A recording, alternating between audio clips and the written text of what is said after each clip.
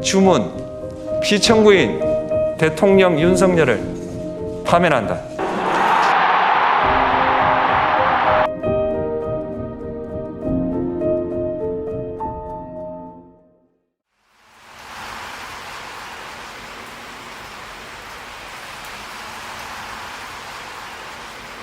대한민국 민주주의의 위대함은 헌법이라고 하는 그 자체에 있는 게 아니라, 제도에 있는 게 아니라 그 제도를 가지고 사는 우리 국민 스스로의 위대함이죠. 억압을 하면 포기하고 좌절하고 굴복하는 게 아니라 결국 그걸 이겨내요. 역사에서 그렇게 보여졌던 거죠. 정말 진정한 의미의 민주적 국가를 훼손하려는 그들의 시도에 대해서 끊임없이 저항해 왔어요. 이번에도 저항한 거죠. 강력한 무력을 동반한 현실적 권력을 끌어내리지 않습니까? 저는 우리 국민들의 이 위대함이 대한민국의 위대함의 원천이라고 생각해요. 아마도 세계사에 남을 일이 될 겁니다. 그런데 겨울이 너무 길고 깊었어요. 그런데 그 길고 깊은 겨울을 결국은 우리 국민들이 깨고 나오는 중이잖아요. 아마 겨울이 깊었던 것처럼 봄은 더 따뜻하겠죠. 네. 따뜻한 봄날을 한번 꼭 만들었으면 좋겠습니다. 영원할 것 같던 그 겨울도 가고 이제 봄이 옵니다. 더 아름답고 더 따스한 봄을 우리의 두 손을 함께 잡고 함께 만들어 갑시다. 희망의 대한민국 바로 우리의 손으로 확실하게 만들어 갑시다. 여러분 고맙습니다.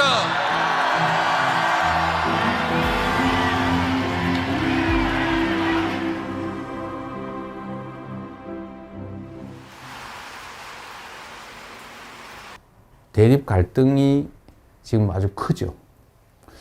그런데 그 원인은 뭐냐? 뭐 여러 가지가 있어요. 아주 근본적인 거는 경제적 이유입니다. 먹고 살기가 어려워져서 그래요. 세상 사는 게 힘들어서 그렇습니다. 그런데 왜 그러면 더 잘 살게 됐는데 왜 부족하게 됐냐? 편중됐기 때문이죠. 소위 양극화, 불평등, 격차. 이게 너무 커졌어요. 우리 사회가 총량으로는 과거보다는 더 많은 걸 가지고 있게 됐는데 개별적으로 보면 그게 너무 많이 한 군데 몰려 있습니다. 근데 이게 이제 사실은 갈등의 원인이죠.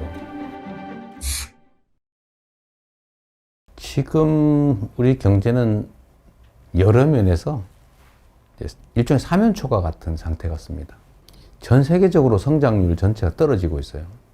그리고 경제는 사실 민간 영역만으로는 제대로 유지 발전되기 어려워요. 정부 영역의 역할이 중요한데 지금 거의 3년 동안 정부는 경제를 방치해뒀죠. 이제는 첨단 과학기술에 대한 투자가 중요한 시대가 됐습니다. 근데 문제는 과학기술의 수준이 너무 높아져가지고 개별 기업들이 감당할 수 없는 상황이 됐어요. 그래서 정부 단위의 인력 양성, 또 대대적인 기술 개발, 연구 개발 투자, 스타트업이나 벤처에 대한 대규모 투자. 또 그렇게 하면 다시 또 살아날 수 있습니다. 우리 너무 좌절할 필요 없는 거죠.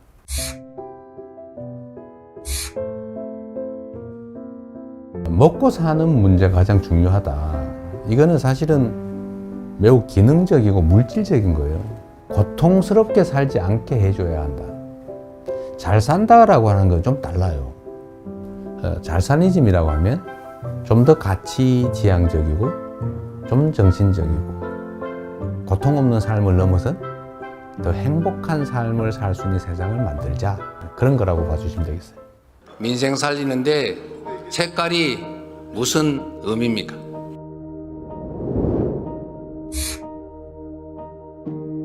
정치라고 하는 것은 현장이죠. 현장에서 국민들의 삶을 놓고 실제로 그 삶을 결정하는 거예요. 그게 빨간색이냐 파란색이냐 아니면 어떤 방법이, 정책이 누구의 생각에서 시작된 것이냐. 그럼 특별한 의미가 없죠. 어떤 게 더 유용하고 어떤 게 더 필요하냐.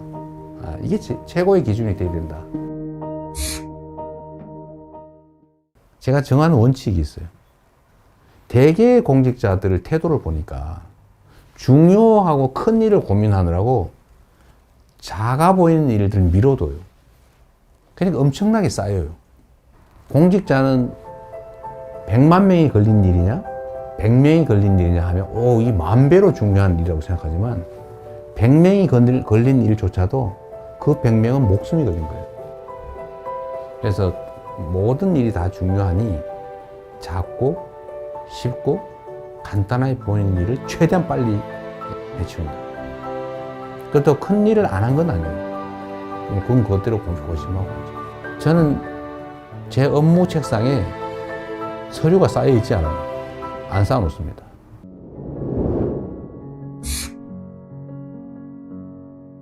재난이나 아니면 사회적 위기 때 피해를 입는 것은 힘겹고 못 살고 어려운 사람 순이에요. 사실 그 사회의 문화의 수준이랄까, 그 사회에 대한 평가는 약자들에 대해서 얼마나 많이 관심 갖고 지원하느냐에 달려 있어요.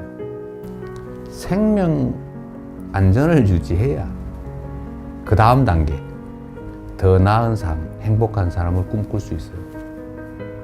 그래서 국민의 생명과 안전을 지키는 것은 정부가, 국가가 해야 될 가장 중요한 일입니다. 뭐든지 문제를 생각해 보면 우리가 조금 더 신경을 썼더라면 막을 수 있었던 사고로 보여져요. 누가 얼마나 체계적으로 신속하게 대응하느냐에 따라서 피해는 매우 적을 수도 있어요.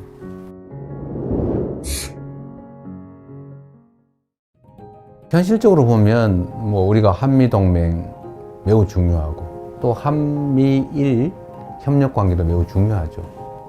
그 속에 일관되는 원칙은 대한민국의 국익이 최우선이다. 거기에 따라 판단하면 되겠죠. 경쟁할 영역은 경쟁하고 협력할 영역은 협력하고 또 서로 갈등할 영역은 잘 조정하는 거죠. 특히 이제는 국가 간 경쟁이 사실 기업 간 경쟁과 거의 같아졌습니다. 그래서 기업과 정부의 역할 분담, 협력이 정말로 중요해요. 특히 국제 경쟁에서는 반드시 필요한 부분입니다.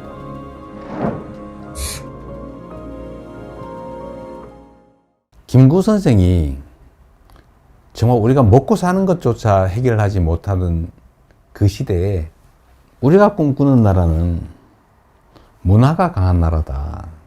문화 강국 얘기를 하셨어요. 정말 저는 우리의 역량을 통찰한 정말 해안이었다. 지금 문화 영역에서는 정말 세계를 상당 부분 선도하고 있지 않습니까? 그럼 우리 K컬처, 한류라고 보통 부르지 않습니까? 근데 여기에 더해서 이제는 K민주주의, 아마 이번 2번에 걸친 촛불혁명, 빛의 혁명을 통해서 무혈의 평화혁명으로 현실 권력을 끌어내리는 세계사에 없는 이런 일들이 민주주의의 이름으로 이루어졌지 않습니까?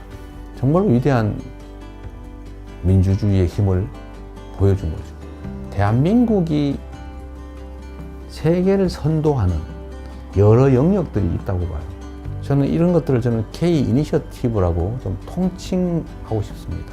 우리가 비록 규모는 적지만 소프트 파워 측면에서는 세계를 여러 영역에서 선도할 수 있겠다는 생각이 들어요.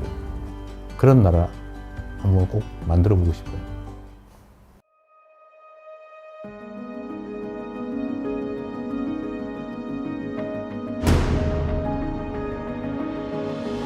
대한민국이라고 하는 이 국호, 국호에는 정말 큰 뜻이 담겨 있죠. 민국, 국민의 나라, 민중의 나라. 이 민자는 백성이죠, 백성.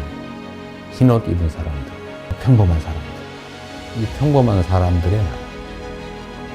그리고 작지만 큰 나라.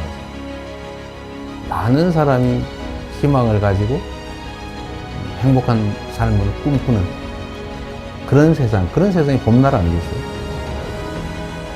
진짜 대한민국을 만들고 싶습니다. 그냥 이름만 있는 대한민국이 아니라 진짜 대한민국. 그리고 그 대한민국은 대한국민이 만들어가는 거죠. 그 대한국민의 훌륭한 도구, 최고의 도구, 이재명이 되고 싶습니다.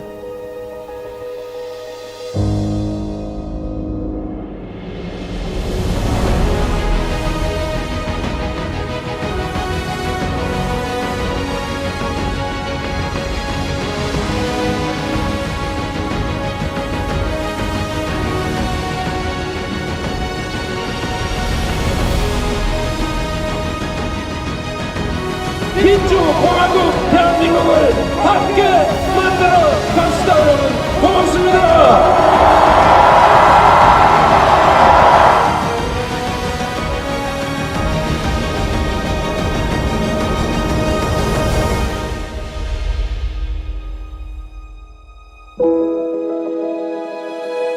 고맙습니다.